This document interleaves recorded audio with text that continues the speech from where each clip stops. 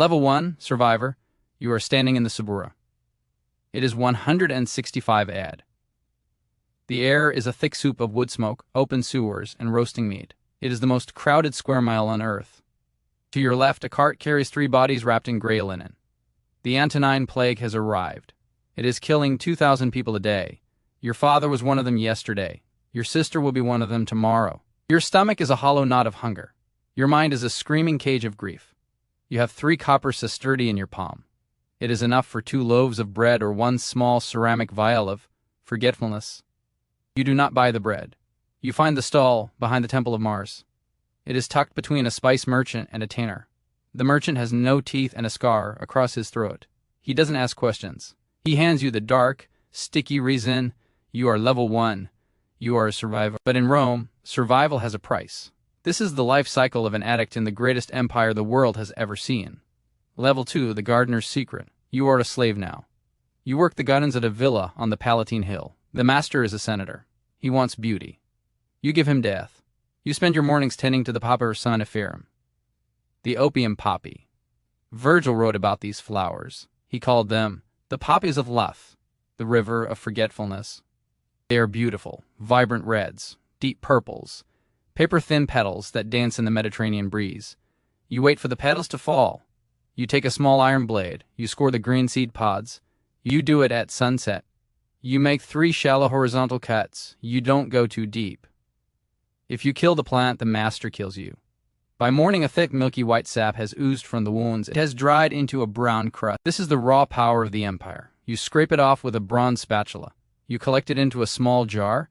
The smell is bitter, earthy, like a grave. You set aside 10% for yourself. You hide it in a hollow brick in the slave quarters. You are 19 years old. Your back is scarred from the lash. Your hands are stained with the milk of the poppy. You are no longer hungry. The drug is your bread. Level 3, the liquid sin. You have been promoted. You are now the cupbearer for a wealthy merchant. You see how the other half lives. Rome runs on wine. It is the blood of the city. But it isn't the wine you know. It is Falernian. It is white, but it turns amber as it ages. It is 12% alcohol. It is heavy. It is resinous. You see the guests at the banquet. They don't drink to socialize. They drink to disappear. The host brags about the vintage. Opimian wine, 121 BC. It is a syrup now. It must be thinned with hot water and strained through silver colanders. You watch General Mark Antony's legacy play out in real time. He wrote a book about his own drunkenness. He was proud of it. You see a guest collapse into his vomit. He is a man of the equestrian rank. He has wealth. He has power. He has nothing. Pliny the Elder warned you about this. He said wine makes the mind a desert. It leads to furious lust and the loss of memory. You see the truth in the man's glazed eyes. He forgets his wife. He forgets his debts. He only remembers the next cup. You pour more. 2 sestertii a cup. The merchant makes a 300% profit. The guests lose 100% of their dignity. Level 4, the poisoned edge. You are 25. Your tolerance has spiked. The wine isn't enough. The raw resin isn't enough. You visit a physician in the velabrum. His name is Greek. He talks about Dioscorides and Nicander. He tells you that opium is a gift from the gods for epilepsy and gallstones. He also tells you it is a death sentence. He describes the symptoms of the over-limit, the cold sweat, the swollen blue lips, the breath that becomes a faint whistle. You watch him prepare a remedy for a dying patient. He drips the poppy juice into a cup of spiced wine. He measures it with a steady hand. 1 drop too many, and the patient never wakes up. 1 drop too few, and the pain stays. It is a razor's edge. You feel your own heart fluttering in your chest like a trapped bird. You have the shakes now. Your hands tremble when the vial is empty. You pay the physician 15 denarii for a concentrated tincture. That is a month's wages for a laborer. You don't have the money. You steal a silver spoon from the merchant's table. You are no longer just an addict. You are a criminal. Level 5, the imperial standard. You are now a servant in the house of Galen, the court physician. You see the pinnacle of the habit. You prepare the theriac for Emperor Marcus Aurelius himself. The most powerful man on earth is a functional addict. He is the Stoic. He is the philosopher king. But he cannot sleep. The wars on the Danube are cold. The plague is relentless. Every night you mix his dose, 64 ingredients, saffron, cinnamon, myrrh, dried viper flesh, and a massive dose of the finest Theban opium. You watch him drink it with honey. He calls it the sweet sleep. He is a connoisseur. He knows the texture. He knows the smell. If the recipe is slightly off, he notices. He writes his meditations while the narcotics pulse through his veins. He talks about the fleeting nature of life. He is right. By day, he rules the world. By night, he is a slave to a honeyed cup of poppy. You realize that the crown is just a heavier chain. Level 6. The noble exit. You are 30. Your body is failing. You see the dark side of the poppy. It is the tool of the assassin. You remember the story of Britannicus, the 13-year-old heir to the throne. Nero wanted him gone. He didn't use a blade. He used a drink. The boy's wine was too hot. The taster tried it and lived. Then, cold water was added. The water was infused with a lethal concentration of opium. Britannicus took one sip. He didn't scream. He didn't choke. His nervous system simply shut down. He drifted into a permanent sleep. The guests kept eating. Nero called it an epileptic fit. You realize that in Rome, the line between medicine, recreation, and murder is invisible. You carry a small pouch of the powder in your tunic, not for retardant, for yourself. The gentle death is the only retirement plan you have. Level 7, the witch's brew.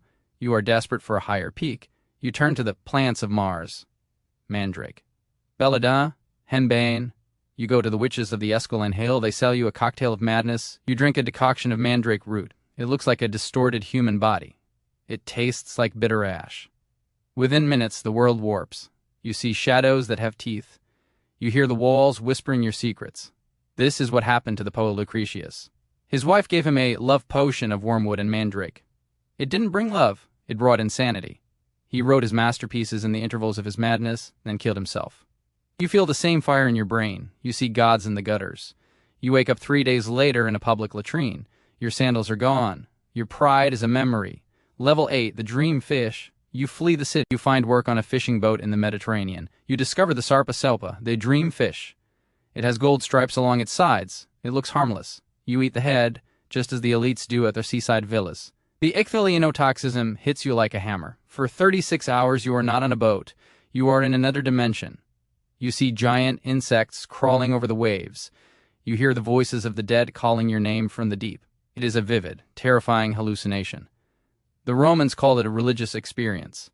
They think you are talking to Neptune. You are actually just poisoning your central nervous system. When you wake up, you are screaming. The other sailors laugh. They call it the traveler's gift. You call it another way to forget that you have nothing. Level 9, the smoke of the east. You meet a Scythian trader at the docks of Ostia. He doesn't drink wine. He doesn't eat the fish. He has a small leather pouch of hemp seeds. Cannabis. He sets up a small felt tent. He heats stones until they are glowing red. He throws the seeds onto the stones. The smoke is thick. It is sweet. It smells like the earth after rain. You sit in the tent. You inhale. This is the laughing weed that Pliny wrote about. Your lungs burn, but your mind lightens. The heavy weight of the Roman tax, the fear of the whip, the grief for your family, it all dissolves into a fit of uncontrollable giggles. Galen said this plant extinguishes the flatus, but you know better. It extinguishes the reality of the empire. For 1 hour you are not a slave. You are not an addict. You are a cloud. Level 10, the ghost of Rome. You are 40 years old. In Rome, that is an old man. You are back in the Suburra. You are a shadow. Your teeth have rotted from the sugar and the wine. Your skin is the color of old parchment. You have nothing left to sell. You have seen the emperors fall. You have seen the plagues come and go. You realize the truth now. Rome did not just build roads and aqueducts. It built a machine of intoxication. The soldiers use it to forget the blood on their hands. The emperors use it to forget the weight of the world. The slaves use it to forget the sun. The mightiest empire in history is fueled by the juice of a flower and the rot of a grape. You find a quiet corner under the arches of the Aqua Claudia. You take your last vial of the Theban resin. You don't mix it with wine. You don't mix it with honey. You take it pure. You lay your head against the cold stone. The carts roll by. The soldiers march. The cycle of the empire continues, but your part in it is over. You close your eyes. The white petals fall in your mind. The noise of the city fades into a long, silent sleep. You have reached the final level. You are finally home.